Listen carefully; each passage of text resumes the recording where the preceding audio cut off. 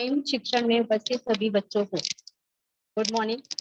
मैं संगीता यादव हनुमान नगर मनपा माध्यमिक हिंदी शाला से हूँ। मेरा विषय है इतिहास और घटक है मेरा इतिहास लेखन भारतीय परंपरा। इतिहास लेखन भारतीय परंपरा, इसमें हमें 2 पॉइंट्स के ऊपर ध्यान देना है। फिर ये 2 पॉइंट्स में बहुत सारे पॉइंट्स दिए गए हैं, इसे हमें समझना है। पहला हमारा है भारतीय इतिहास लेखन की यात्रा। 2.2 में हमें भारतीय इतिहास लेखन की विभिन्न सैद्धांतिक प्रणाली मतलब अलग अलग प्रणाली के बारे में हमें देखना है। 2.1 में भारतीय इतिहास लेखन की यात्रा, इस पाठ में हम इतिहास लेखन की परंपरा के विषय में जानकारी प्राप्त करेंगे। प्राचीन काल का इतिहास लेखन, ये हेडिंग सामने आपको दिख रही। अभी जो प्राचीन काल का इतिहास लेखन है उसके अंदर हमें कौन सी बातें याद रखना है, किसके बारे में जानकारी अपने पास में रखनी है, वो चीजें मैं आपको बता रही हूँ।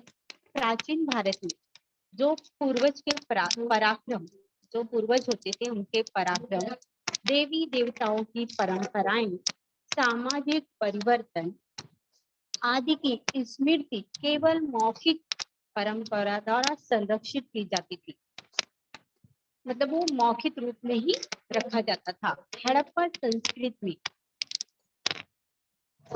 ये आप हड़प्पा संस्कृति का पिक देख सकते हैं, इसके ऊपर एक बार फोकस कीजिए, फिर से हम उसी हेडिंग पे आ जाएंगे और यहाँ पे विस्तार में देखेंगे। हड़प्पा संस्कृति में पाए गए प्राचीन लेखों के आधार पर दिखाई देता है कि हड़प्पा संस्कृति में जो लिपि थी, लिपि मतलब लिखे हुए कुछ चीजें, वो पढ़ने में सफलता नहीं मिली है। मतलब वो ऐसा लिखा हुआ है कि समझ में नहीं आता है कि वो क्या लिखा हुआ है। भारत में ऐतिहासिक स्वरूप का सबसे प्राचीन लिखित साहित्य उकेरे हुए लेखों के रूप में पाया जाता है। उकेरे हुए लेखों का मतलब है कि जैसे पत्थर के ऊपर लिखा हुआ, उकेरे हुए का मीनिंग होगा कि उभर कर आना, मतलब उभरा हुआ दिखाई देगा। तो इन लेखों का प्रारंभ मौर्य सम्राट अशोक की कला विधि से होता है। और जो सम्राट अशोक थे, उन्होंने क्या किया था, जो सम्राट अशोक थे उन्होंने बहुत सारे स्तंभ और पत्थर के ऊपर बहुत सारी चीजें लिखी थी। पत्थरों के स्तंभों पर उकेरे गए हैं, किसके? अशोक के। यहाँ पे अशोक का चित्र आप देख सकते हैं, चक्रवर्ती सम्राट अशोक।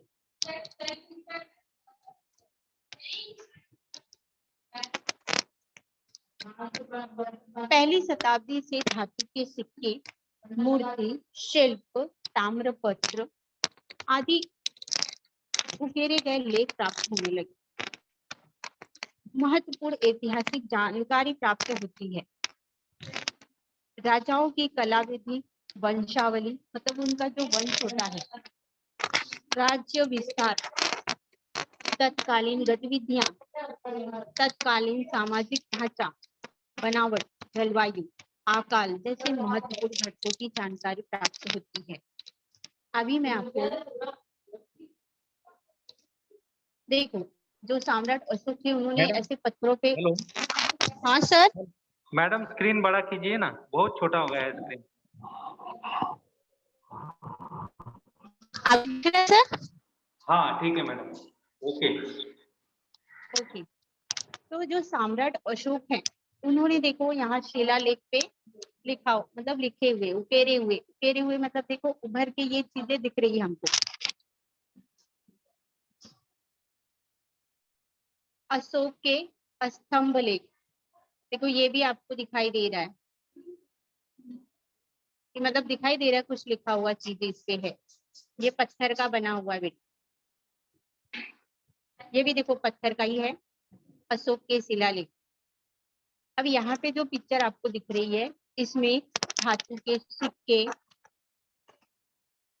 आपको दिखाई दे रहे, कॉइन दिखाई दे रहे, सिक्के दिखाई दे रहे, प्राचीन काल के ये सारी चीजें भी यहाँ पे देखो, मूर्ति दिखाई दे रही है,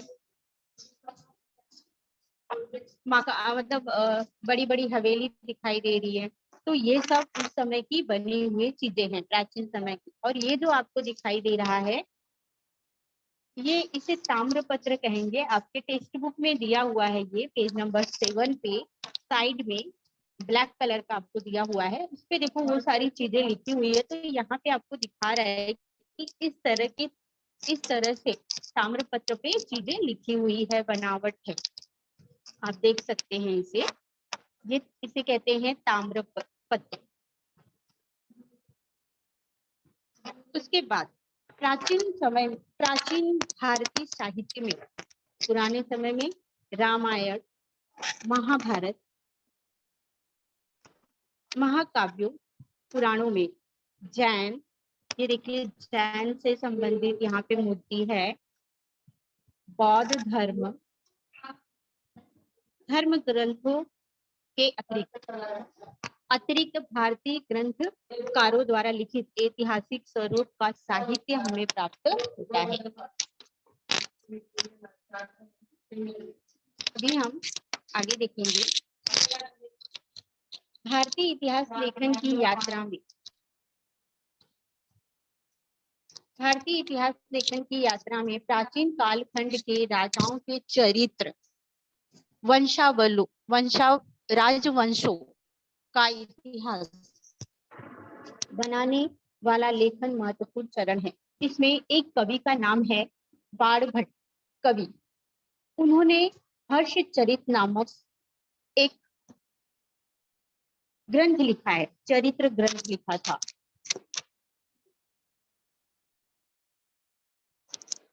ये देखिए, ये जो चित्र आपको सामने दिखाई दे रहा है, बाणभट्ट कवि का चित्र है। उन्होंने एक पुस्तक लिखी थी, उसका नाम है हर्षचरित्र। आप वहां पे चाहिए तो अंडरलाइन कर सकते हैं बच्चे। और ये आपको खाली जगह में पूछा जाता है, आपको खाली जगह में ऐसे क्वेश्चन किया जाएगा कि बाणभट्ट कवि के द्वारा लिखी गई पुस्तक का नाम बताइए। तो वहां पे आप हर्षचरित्र नाम लिखोगे, तो इसे आप अंडरलाइन कर सकते हैं। ये देखिए, उनके द्वारा हर्षचरित्र ये ग्रंथ लिखा गया था। और इस पुस्तक के अंदर उन्होंने क्या लिखा था, मतलब तत्कालीन सामाजिक, आर्थिक, राजनीतिक, धार्मिक और सांस्कृतिक जीवन का पूरा यथार्थ चित्रण किया हुआ, मतलब इन सारी चीजों के बारे में इसमें उन्होंने लिखा था। अगला हमारा है मध्ययुगीन इतिहास लेखन। मध्ययुगीन इतिहास लेखन, यहाँ पे आप देख सकते हैं, इसके अंदर कलहड़ द्वारा लिखित एक कवि, इतिहासकारक हम कह सकते हैं, उनका नाम था कलहड़। आप अंडरलाइन कर लो कलहड़ को। और उनके द्वारा एक ग्रंथ लिखा गया था, एक पुस्तक लिखी गई थी, उसका नाम है राजतरंगिणी। ये राजतरंगिणी जो पुस्तक है, इसके अंदर इतिहास, मतलब कश्मीर का जो पूरा दृश्य है उससे संबंधित, मतलब कश्मीर से संबंधित चीजें इस ग्रंथ में लिखी गई थी इनके द्वारा। वैज्ञानिक पद्धति से किया जाता है, मतलब उसमें और भी वैज्ञानिक पद्धति से शोध किया गया, खोज करके लिखा गया। अनेक उकेरे हुए लेखों द्वारा, मतलब सिक्कों, प्राचीन वस्तुओं, अवशेषों, राजवंशों के अधिकृत विवरण, अंकन, स्थानीय परंपरा जैसे साधनों का विश्लेषणात्मक अध्ययन करके, इन सारी चीजों के बारे में अध्ययन करके इस ग्रंथ की रचना की गई थी, इसके द्वारा, कलहड़ के द्वारा। कलहड़ के द्वारा, ये रहा कलहड़ का चित्र, ऐसे कलहड़ दिखते थे। इनके द्वारा राजतरंगिणी पुस्तक लिखी गई थी। आप देख सकते हैं राजतरंगिणी पुस्तक यहाँ पे आपको दिखाई दे रही है स्क्रीन पे। आगे हम देखेंगे मध्ययुगीन भारत में मुस्लिम शासनकर्ताओं के दरबार में इतिहासकारक थे, मतलब जो मुस्लिम लोगों का दरबार था वहां पे भी इतिहासकारक थे। उनके इतिहास लेखन पर अरबी, फारसी इतिहास लेखन की परंपरा का प्रभाव दिखाई देता है। अब इसके अंदर जो हेडिंग है उसमें जियाउद्दीन बर्नी एक नाम है, महत्वपूर्ण इतिहासकारक माना जाता है। मतलब ये जो इतिहासकारक है बहुत महत्वपूर्ण है मुस्लिम साम्राज्य के। इन्होंने तारीख-ए फिरोज शाही लिखी है पुस्तक, आप उसे अंडरलाइन कर सकते हैं। जियाउद्दीन बर्नी के द्वारा लिखी गई पुस्तक का नाम तारीख-ए फिरोज शाही है। खाली जगह में ये पूछा जा सकता है। अभी मैं आपको यहाँ पे जियाउद्दीन बर्नी का चित्र दिखा रही हूँ। ऐसे जियाउद्दीन बर्नी दिखते थे और इनके द्वारा जो पुस्तक लिखी गई थी, आगे आप देख सकते हैं कुछ इस प्रकार की इनकी पुस्तक दिखती थी, तारीख-ए फिरोज शाही। और ये जो पुस्तक है, इस पुस्तक में इतिहासकार का जो कर्तव्य, उनके मतलब इतिहासकार के जो कार्य थे उसमें उनके बारे में मतलब क्या क्या था, शासकों के पराक्रम और उनकी कल्याणकारी नीतियों का वर्णन करके पूर्ण नहीं होता है। मतलब जो उनका वर्णन है वही करके पूरा नहीं होता है। जो शासक है, जो राजा है, उनके अंदर कौन से दोष है, कौन सी कमियां हैं, उनको भी उसमें बताना चाहिए, ऐसा इनका मानना था। और इसमें विद्वान व्यक्तियों, अध्ययनकर्ताओं, साहित्यकारों, संतों का सांस्कृतिक जीवन पर प्रभाव पड़ता है, इसे ध्यान में रखना चाहिए, ऐसा इनका कहना था। और इतिहास लेखन की व्याप्ति को अधिक विस्तार इन्होंने दिया था। आगे आपका है मुगल शासकों के दरबार में।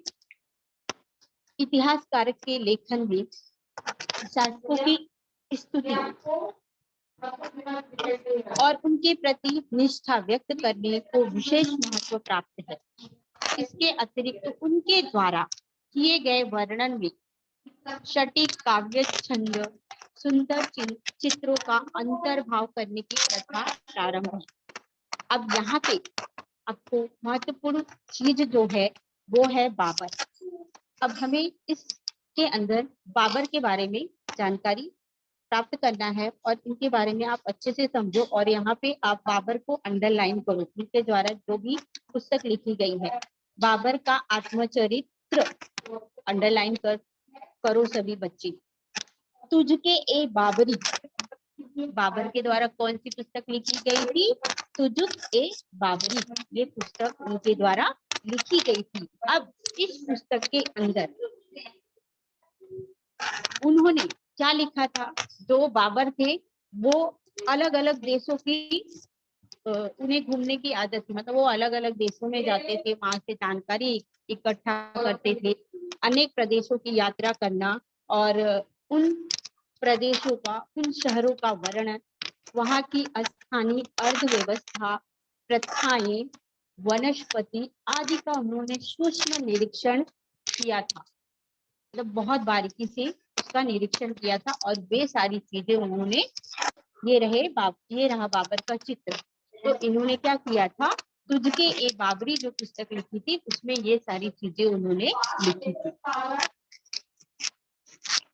इतिहास लेखन की विश्लेषणात्मक पद्धति की दृष्टि से अबुल फजल, अभी यहाँ पे भी एक इतिहासकारक का नाम है अबुल फजल, अंडरलाइन करो सभी बच्चे। उनके द्वारा लिखित अकबरनामा ग्रंथ का विशेष महत्व है। यहाँ पे देखिए ये अबुल फजल है, उनके द्वारा अकबरनामा ये पुस्तक लिखी गई थी और इसमें ऐतिहासिक दस्तावेज, कागजातों का सावधानी पूर्वक किया गया संकलन, मतलब जो कागज वगैरह होते थे, दस्तावेज होते थे, उनका क्या इकट्ठा करना, बहुत सारी चीजें इकट्ठा करके उसमें लिखना। माना जाता है कि यह अनुसंधान पद्धति द्वारा पूर्वग्रहित रहित यथार्थवादी थी, मतलब पुरानी चीजों के बारे में खोज के लिखना इनकी हॉबी थी।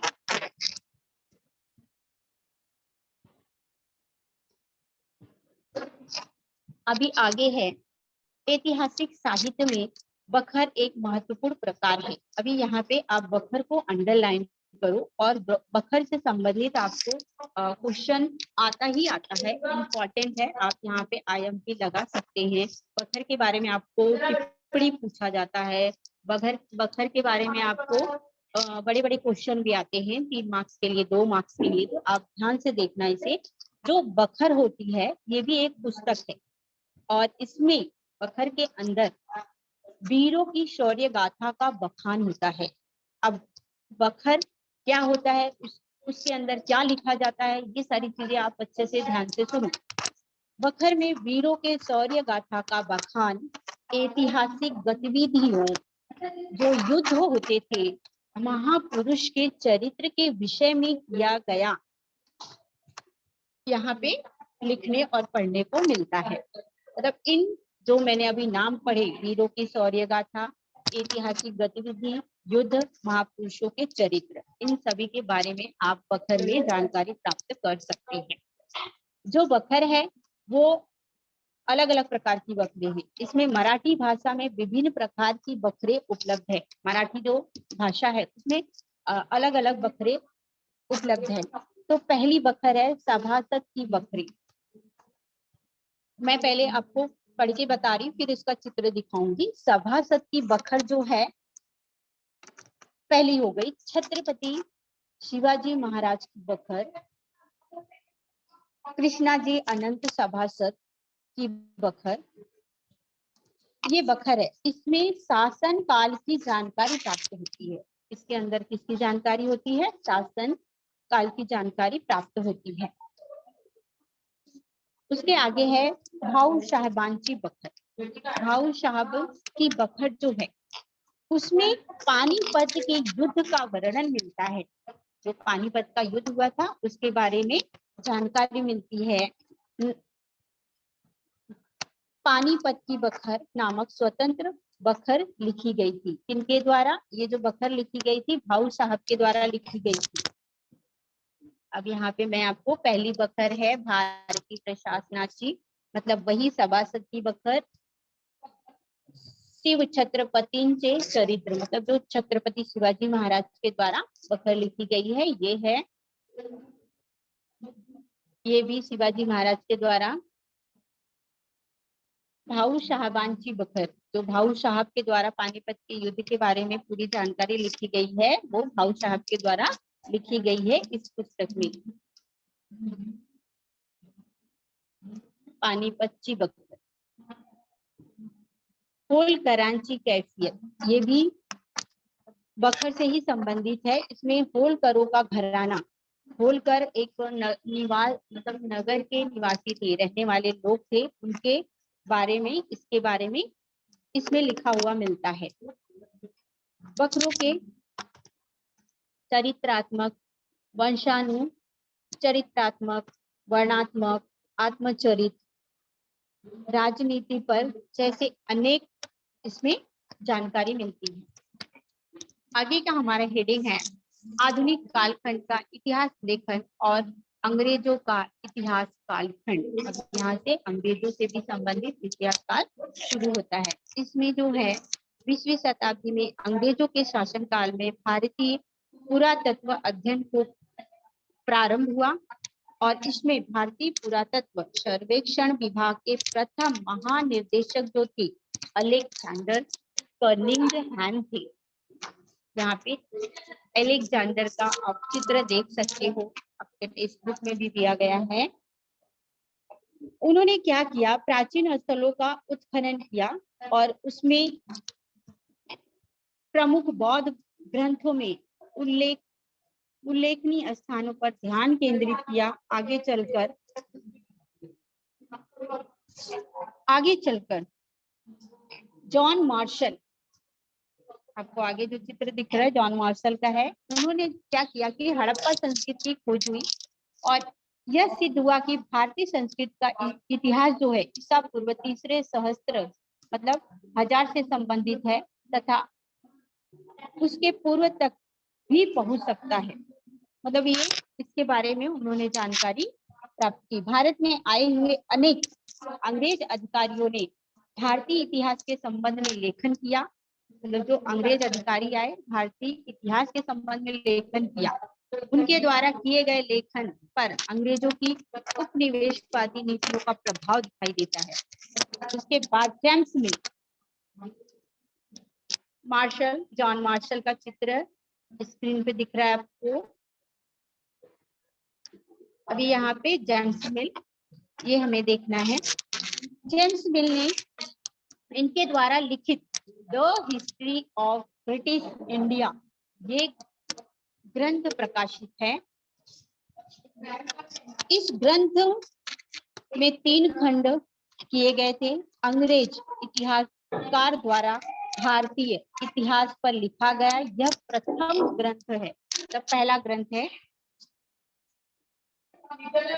1841 ईस्वी में माउंट स्टुअर्ट एल्फिंस्टन ने क्या किया था, द हिस्ट्री ऑफ इंडिया ग्रंथ लिखा था। ये जेम्स मिल के द्वारा था। आगे है मराठी साम्राज्य के कालखंड को अत्यंत महत्वपूर्ण स्थान प्राप्त है। मराठी साम्राज्य के इतिहास लिखने वालों में अंग्रेज अधिकारियों में जेम्स ग्रांड डफ का नाम महत्वपूर्ण है।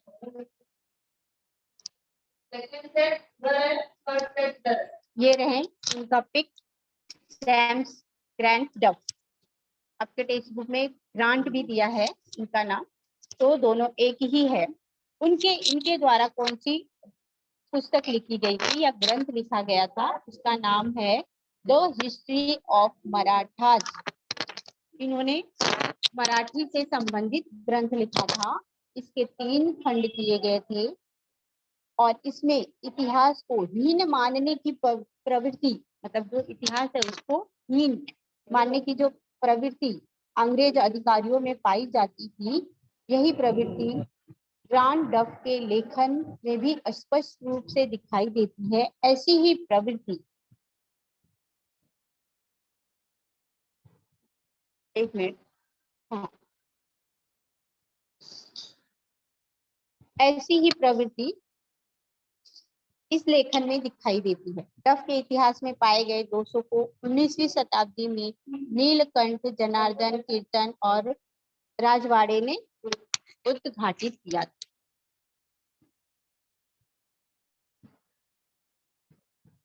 अभी हमारा 2.2 हेडिंग स्टार्ट हो रहा है। इसमें उपनिवेशवाद, इतिहास लेखन, प्राच्यवादी इतिहास लेखन। तो सबसे पहले हम देखेंगे उपनिवेशवादी इतिहास लेखन। इसमें अंग्रेज अधिकारी तथा ईसाई धर्म प्रचारकों का अंतर्भाव था। इसमें कैब्रिज हिस्ट्री ऑफ इंडिया ग्रंथ के लिखा गया था और वो 1922 से 1937 ईस्वी के बीच में प्रकाशित हुआ था। आप नीचे आपको दिखाई दे रहा है, अंडरलाइन कर सकते हैं उसको। ये उपनिवेशवादी इतिहास लेखन के अंतर्गत आता है। उसके बाद प्राच्यवादी इतिहास लेखन, यूरोप के अध्येताओं जो अध्ययन करने वाले थे, खोज करने वाले थे, जो जानकारी इकट्ठा करने वाले थे, पूर्व संस्कृत देशों के प्रति कौतूहल उत्पन्न हुआ। इन अध्येताओं में कुछ अध्येता ऐसे थे जिनमें पूर्व के देशों और उनकी संस्कृति के प्रति आदर और प्रशंसा का भाव था। उन्हें प्राच्यवादी कहा जाता है। ये पूरा लाइन आप अंडर लाइन करो, क्योंकि ये प्राच्यवादी की परिभाषा आपको दी गई है, तो आप पूरी लाइन को अंडरलाइन कर सकते हैं। प्राच्यवादी अध्येताओं ने संस्कृत, यूरोपीय भाषाओं की समान धर्मिता का अध्ययन किया। प्राच्यवादी विद्वानों का बल संस्कृत साहित्य का अध्ययन करने पर था। इसके अतिरिक्त यह विचार सामने आया कि इन भाषाओं की जननी एक प्राचीन इंडो यूरोपीय भाषा थी।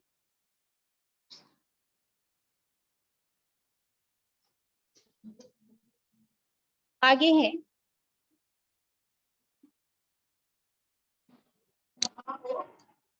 William Jones. इन्होंने 1784 ईस्वी में कोलकाता में, हाँ आप यहाँ देख सकते हैं विलियम जोन्स की पिक।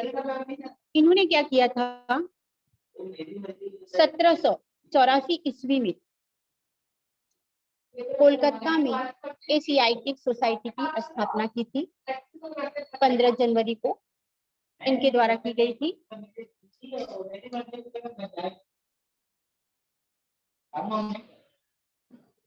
फ्रेडरिक मैक्स मूलर, इनके बारे में हमें जानकारी प्राप्त करना है।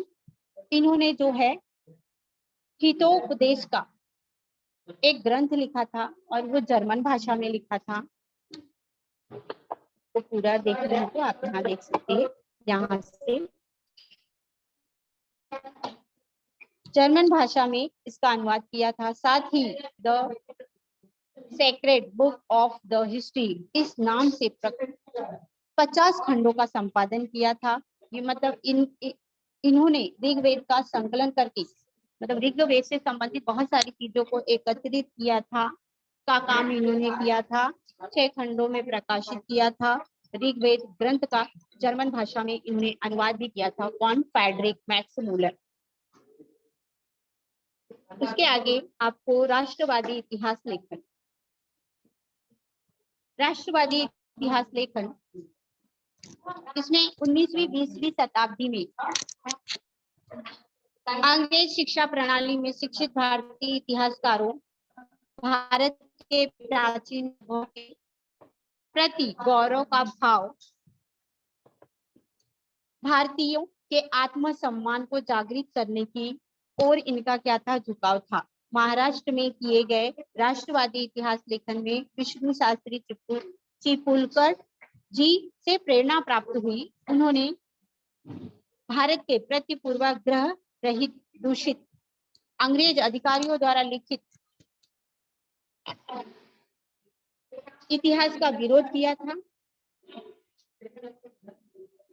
और इसमें आपको महादेव गोविंद रानडे, रामकृष्ण गोपाल भंडारकर, रमेश चंद्र मजूमदार, काशी प्रसाद इत्यादि नाम आपको यहाँ पे आएंगे। तो कुछ ही नाम मैंने यहाँ पे लिया है, बाकी मुखर्जी, राधा कुमुद, भगवान लाल, इंद्रजी, वासुदेव, ये लोग भी राष्ट्रवादी इतिहासकार के नाम से जाने जाते हैं।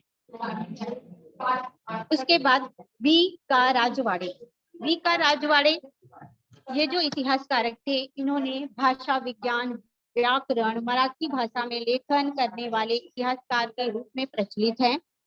हमें अपना इतिहास लिखना चाहिए, इनका ऐसा मानना था कि हमें अपना इतिहास लिखना चाहिए। इस बात का उन्होंने समर्थन किया था और मराठा मतलब मराठों के ऊपर इतिहास इन्होंने लिखा था। उसे 22 खंडों में संपादन किया था और उनके मत के अनुसार इतिहास से तात्पर्य भूतकालीन समाज का सर्वांगीण, मतलब जो बीत चुका है, समग्र जीवन दर्शन है।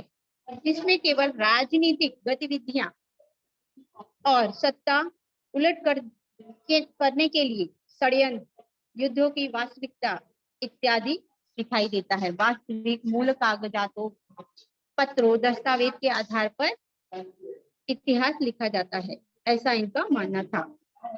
आगे स्वतंत्र वीर सावरकर। वीर सावरकर इन्होंने, ये भी राष्ट्रवादी इतिहास कार के रूप में है। भारतीयों द्वारा अंग्रेज के विरुद्ध किए गए स्वतंत्रता युद्ध को प्रेरणा देने हेतु किया गया था। वीर सावरकर के द्वारा लिखित the Indian war of independence पुस्तक विशेष महत्वपूर्ण रखती है। इनके द्वारा ये पुस्तक लिखी गई है। ये देखिए वीर सावरकर की पुस्तक 1857 ईस्वी का स्वतंत्र समर, ये इनकी पुस्तक है, वीर सावरकर के द्वारा लिखी गई। आगे स्वातंत्र योत्तर काल खंड का इतिहास लेखन। जो ये इतिहास लेखन है, इसमें राजवंशों के इतिहास को महत्व देने का काम इतिहास लेखन किया गया था। उसी समय जैसे समाज से संबंधित सांस्कृतिक, आर्थिक इतिहास, लिखना प्रारंभ हुआ था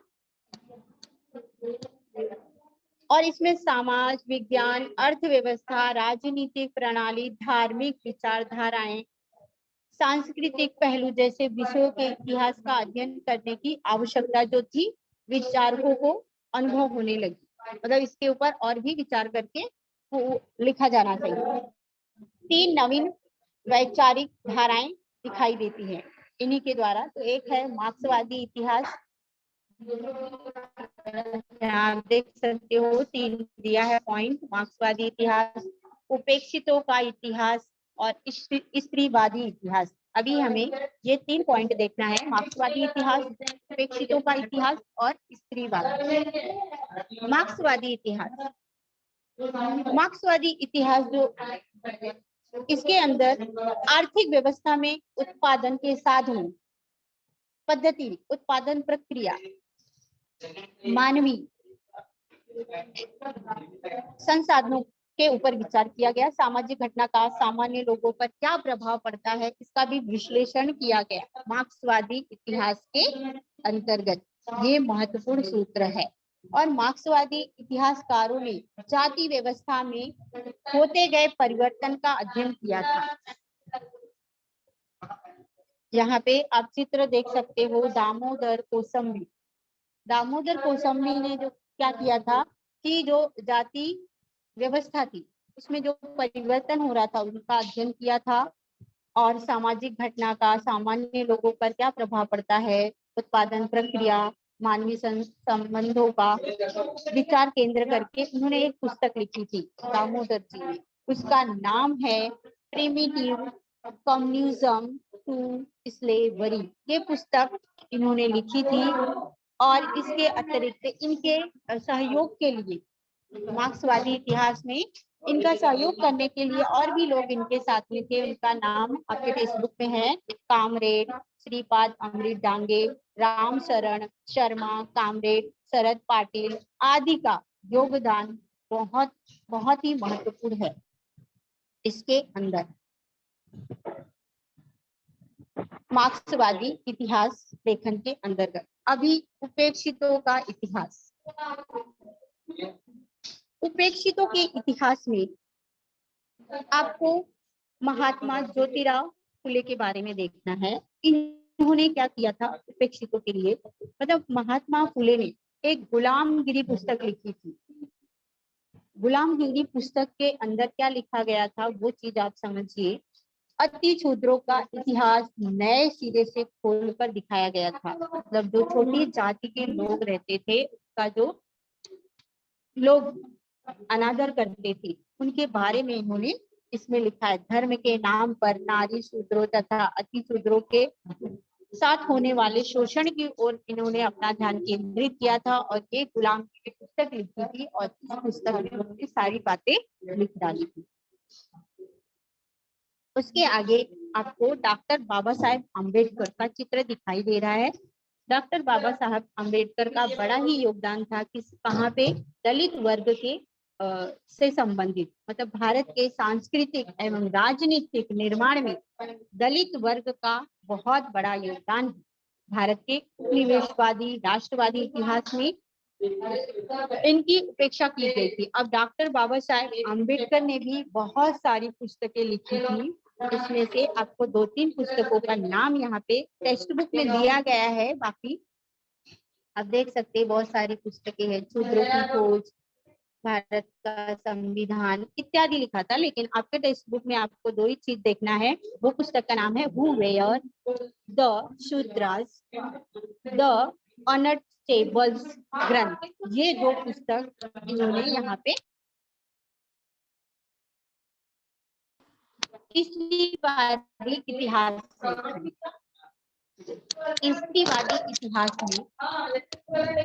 ताराबाई शिंदे, यहाँ पे जो आपको चित्र दिख रहा है ताराबाई शिंदे हैं। इन्होंने क्या किया था, ताराबाई शिंदे का नाम सबसे 19वीं शताब्दी में सबसे आगे आया। उन्होंने स्त्री पुरुष तुलना पुस्तक लिखी, मतलब स्त्री पुरुष तुलना पुस्तक लिखी थी। सन कौन सा था, 1882 ईस्वी में। स्त्री पुरुष तुलना नामक पुस्तक लिखी थी। 1888 ईस्वी में पंडित रमाबाई द्वारा। ताराबाई शिंदे, स्त्री पुरुष तुलना। अभी ये जो है पंडित रमाबाई का चित्र है, इन्होंने the high cast Hindu woman प्रकाशित पुस्तक प्रकाशित की थी। आप टेक्स्ट बुक में निशान लगा सकते हैं। The high cast Hindu woman पुस्तक प्रकाशित हुई थी इनके द्वारा, पंडित रमाबाई के द्वारा। और भारत में डॉक्टरी कार्य करने वाली पहली स्त्री रखमाबाई। यहाँ पे आप रखमाबाई का चित्र देख सकते हैं। भारत में, हेलो, हाँ मैडम, आपकी घर की आवाजें बहुत आ रही है। आप लोग आवाज मत करो प्लीज। हाँ, आवाज वहां तक जा रही है। Sorry sir. भारत में डॉक्टरी कार्य करने वाली महिला रखमाबाई थी। इन्होंने स्त्रियों के जीवन पर आधारित निबंध लिखा था। कौन? रखमाबाई ने। महाराष्ट्र में दलित स्त्रियों के दृष्टिकोण से सामाजिक वर्ग, जाति आदि बातों के संदर्भ में इन्होंने लेखन किया था। और इनके अलावा भी बहुत सारी स्त्रियां इसमें शामिल हैं, शर्मिला रेंगे, और उनका भी लेखन महत्वपूर्ण रहा है। उन्होंने writing caste, writing gender, reading Dalit women's testimonies पुस्तक प्रकाशित की थी। इनके ऊपर उन्होंने कार्य किया है। और दलित स्त्रियों के आत्मचरित्र पर लिखे निबंधों का संकलन किया है। संकलन मतलब बहुत सारी चीजें उनके बारे में एकत्रित करके लिखना। भारतीय, ये आप देख सकते हैं पुस्तक, ये आपको चित्र दिखाई दे रहा है। राइटिंग कास्ट, राइटिंग वुमन इत्यादि ऐसी पुस्तकें इन्होंने लिखी थी। भारतीय इतिहास लेखन पर भारत में उदित हुए सामाजिक राजनीतिक आंदोलनों का प्रभाव था। इतिहास लेखन की परंपरा स्वतंत्र और संपन्न रूप से विकसित होती हुई दिखाई देती है। यहाँ पे मेरा ये चैप्टर खत्म हो रहा है और अभी कुछ बच्चों को कुछ क्वेश्चन करना है तो आप पूछ सकते हैं।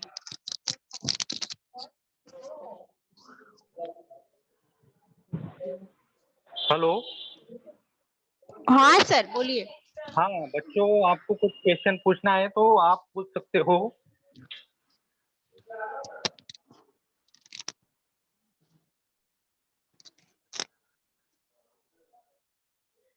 हाँ मैडम, अपना माइक ऑन कीजिए आप। मैडम अपना माइक ऑन कीजिए।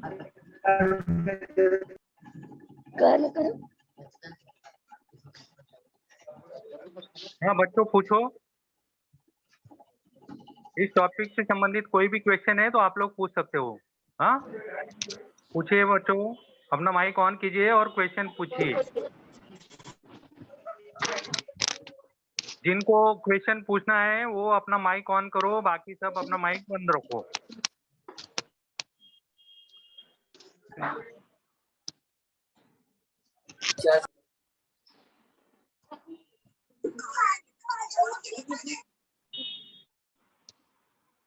किसी को इस टॉपिक से संबंधित कुछ क्वेश्चन पूछना है बच्चों?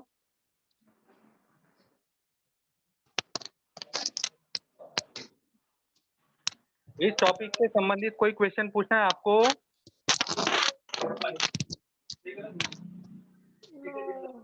टेबलवर ठेवायचा आपलं हे ना मिस्टर. हा तिथेच मस्टर मध्ये लावून द्यायचं आहे की नाही. अरे काय एक जेल वाला ना खत्म हो गया. Hello hello hello. हाँ बच्चों, कुछ क्वेश्चन पूछना है आपको? दस्ताला म्हणून कुछ क्वेश्चन पूछना है आपको इस टॉपिक से संबंधित? No sir. Okay okay sir. मैं आशा करती हूँ कि अभिषेक पूछो बेटा। अभिषेक मिश्रा पूछो बेटा, अपना माइक ऑन करो। आपने हाथ ऊपर किया था। अच्छा, धन्यवाद मैडम। Okay sir. बच्चों के हाथ कुछ ऊपर नहीं दिख रहे, सबको टॉपिक समझ में आया। Okay sir. धन्यवाद मैडम। मैं धन्यवाद सर आपको भी।